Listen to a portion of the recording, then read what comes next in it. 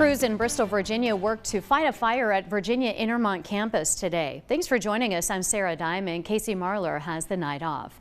That campus is located along Moore Street in Bristol, Virginia, close to Lee Highway. Several buildings on the vacant campus were fully engulfed in flames. That fire drew response by more than a dozen nearby fire departments. News Channel 11's Maddie Cottaspati is live on campus. Maddie?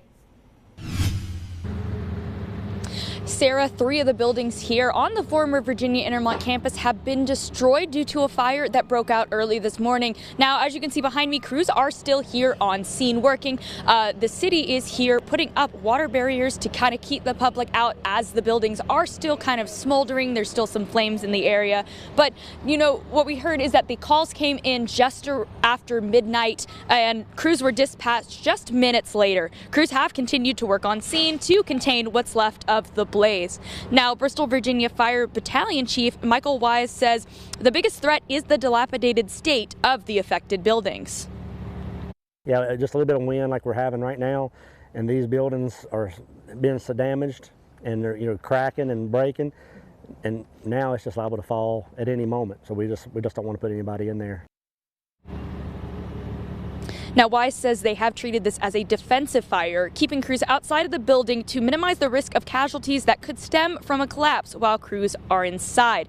Now, Wise says the cause and origin of the fire are still under investigation, but they expect to have crews out here throughout the evening and into the morning. Live in Bristol, Virginia, Maddie Cottaspati, News Channel 11. Maddie, thanks. Now, this is not the first time this year crews have responded to a fire on that property. Just over a month ago, firefighters from Bristol, Virginia responded to a fire there. Chief Mike Armstrong said his crew often has to be careful when fighting fires. The buildings, he says, are too dangerous to go into. The city council has taken steps to pressure the owners to take care of or get rid of the buildings using measures like raising taxes on the property. Tried everything we can. We're scouring the law books to find out what else we can do. We can't afford it to even do something with it once we got it. We couldn't afford that either. It's just the cost is insurmountable for the city, for our taxpayers that have already had to pay a lot in taxes already.